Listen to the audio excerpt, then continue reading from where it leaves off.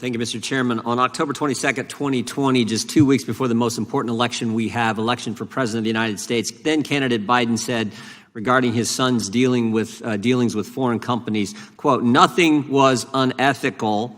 My son has not made money from Chinese business interests." Now, there are 4.8 million reasons why that statement was not accurate. And how do we know? How do we know that statement was not accurate? The Washington Post told us so last week. Not Mike Johnson, not President Trump, not Republicans. The Washington Post told us this last week. They did 2 stories last Wednesday, one at 11 a.m., one at 11:04 a.m.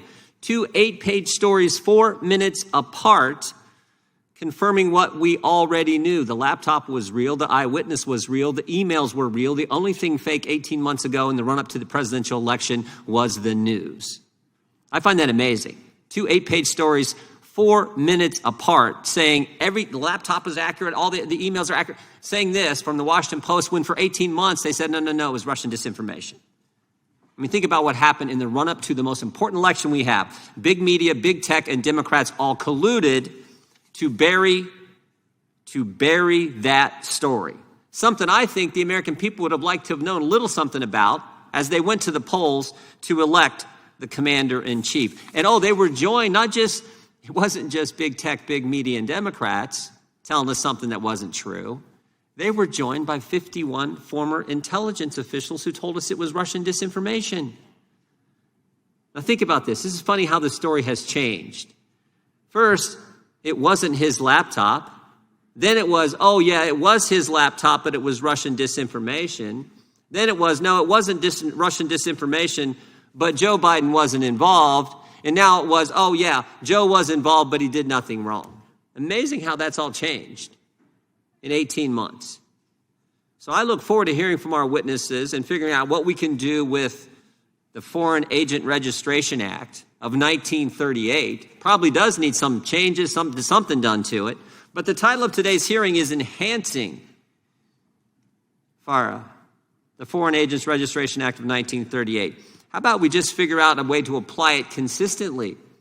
As the ranking member said in his opening statements, this has been used just about anyone who was involved in the Trump campaign had it used against them to get information and do a prosecution, do the whole Mueller investigation, which found out there was no collusion. We obviously had collusion here. Maybe it does need to be applied, at least in a consistent fashion, to Hunter Biden. We know Hunter Biden took millions of dollars from the wife of the mayor of Moscow. We know he took millions of dollars from energy companies in Ukraine and millions of dollars from companies in China with ties to the Chinese Communist Party, including, as the ranking member mentioned, CEFC, which paid him $4.8 million in 1 year's time. Should Hunter Biden have registered under this act? Why didn't he register under this act? Why is the Department of Justice being inconsistent? At least that's what it seems. When, as the ranking member said, only 7 people were prosecuted between 1966 and 2016. And then, shazam, they started using it against everyone associated with President Trump's campaign, it seemed. So this is important. The chairman of the committee just said, we're not here today to discuss individuals. But I do think the American people would like to know the truth about this story and why it was kept from them, kept from we the people, prior to, as I said before, the most important election we have in this nation. That's important information, and I hope we can begin to dig into that. This committee should dig into that. We should be all about making sure the American people get the truth and not have, as I said before, big tech, big media, Democrats, and 51 former intel officials tell us something in the run-up to the election that was not accurate. With that, I yield back.